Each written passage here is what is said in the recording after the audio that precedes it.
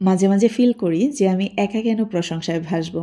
আমি যে রেসিপিগুলো যে টেকনিকে করি আমি আমার ভিউয়ার্সদের সাথে শেয়ার করি এবং তারাও প্রশংসায় ভাসুক। So without further do let's start the recipe. তো দেখতে পাচ্ছেন এখানে আছে কই মাছ, আর কই মাছের পানি একটু ঘোলাটে মনে হচ্ছে। আমি কিন্তু 10 মিনিট হলো লবণ পানি দিয়ে ভিজিয়ে রেখেছিলাম। লবণ পানি দিয়ে ভিজিয়ে রাখলে কি হবে, দেখবেন যে মাথার দিকে মানে রক্তে দানা দানা থেকে যায়, ব্লা ব্লা ব্লা, এগুলো কিন্তু একদমই চলে যাবে। 10 মিনিট অবশ্যই ভিজিয়ে রাখবেন যে কোনো মাছ, দেখবেন যে মানে ব্লাড বলতে আর কিছু থাকবে না। তো আমি পরিষ্কার পানি দিয়ে খুব ভালো করে ধুয়ে আর একটি বাটিতে তুলে নিলাম। লবণ হলুদের গুঁড়ো দিয়ে দিচ্ছি। এখন ভালো করে মাখিয়ে নিচ্ছি।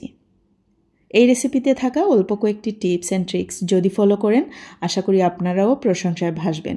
পরিবারের সবাই খেয়েও অনেক বেশি পছন্দ করবে, বারবারই খেতে চাইবে। এমনকি বাহিরের কাউকে যদি দাওয়াত করেন আর এই রেসিপিটা আপনারা রাখেন, বিশ্বাস করেন সারা বিশ্বে আপনার প্রশংসা ছড়িয়ে পড়বে। মানে যে যেখানে যাবে আপনার এই রেসিপিটি খেয়ে সব জায়গায় গিয়ে যখনই মাছ দেখবে আপনার এই কই মাছ ভুনা বা এই কই মাছের রেসিপিটি অবশ্যই মনে রাখবে।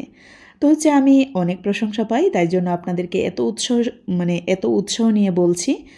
এখন দেখতে পাচ্ছেন একটু বেশি পরিমাণে তেল দিয়ে ভেজে নিতে হবে, এখানে কম তেল দিলে হবে না। আমরা তো সাধারণত একটু কম তেলে ফ্রাই করে নেই, কিন্তু এই রেসিপি যখন করবেন একটু বেশি পরিমাণে তেল দিয়ে ভেজে নেবেন। আর এমনভাবে ফ্রাই করবেন যেন একদমই মানে ওই যে ভাতের সাথে খাওয়া যায়, আমি অনেক রেসিপিতে বলে থাকি, একদম কুরকুরে, খুব বেশি যে কড়া কালার বা পুড়ে যাবে এমনটা না, তবে যেন পারফেক্টলি ফ্রাই হয়। এখানে ছিল প্রায় 9টির মতো কই মাছ, আর আমি সবগুলো সেম ওয়েতে ফ্রাই করে নিয়েছি। আমি কিন্তু চুলার আগুনটা অফ করে দিয়েছিলাম যেন তেলটা অনেকটাই ঠান্ডা হয়ে যায়। আর ঠান্ডা থাকা অবস্থায় আমি দিয়ে দিচ্ছি 2 টেবিল চামচ পরিমাণে আদা রসুন বাটা। এইখানে কিন্তু রসুন বাটা বেশি আছে, খুব খেয়াল করে কিন্তু পেস্ট করবেন, আদা বাটা যেন খুব কম থাকে।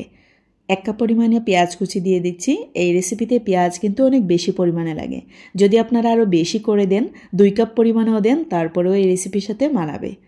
তো যাই হোক, কাঁচামরিচ কুচি দিলাম। এখন ঢাকনা দিয়ে রাখছি প্রায় 5 মিনিটের মতো, যেন পেঁয়াজগুলো একদমই সফট হয়ে যায়। 5 মিনিট পর ঢাকনাটা তুলে আমি কাঁচামরিচ আরও 6 থেকে 7টির মতো দিয়ে দিচ্ছি। এখানে ঝাল আপনাদের পছন্দ মতো, তবে সেম ওয়েতে তৈরি করার চেষ্টা করবেন। খুব বেশি একটা ঝাল লাগবে তা কিন্তু না, আপনারা খেলেই বুঝতে পারবেন। যেহেতু কাঁচামরিচ অনেক দিয়েছি, তাই জন্য লাল মরিচের গুঁড়ো একটু কমিয়ে দিলাম, হলুদের গুঁড়ো দিলাম স্বাদ মতো, আর ধনিয়া গুঁড়ো আর জিরে গুঁড়ো। স্বাদ মতো লবণ দেওয়ার পর পেঁয়াজের বুঝে আর কি লবণটা দিতে হবে। আমরা কিন্তু মাছে অলরেডি একবার লবণ ইউজ করেছি। এখন এই মশলাটাকে কম আগুনে খুব ভালো করে ফ্রাই করে নিতে হবে, আর অবশ্যই কন্টিনিউ নাড়াচাড়া করতে হবে। যখন একদম সব কিছু ভাজা ভাজা হয়ে যাবে, আর মশলার জন্য তো খুব বেশি একটা আপনারাও হয়তো দেখতে পাচ্ছেন না, অনেকটাই কিন্তু ভাজা ভাজা হয়ে গেছে, যেমনটি আমরা বেরেস্তা করে থাকি ঠিক সেই রকম। তো এই মুহূর্তে আমি মাছগুলো দিয়ে দিচ্ছি।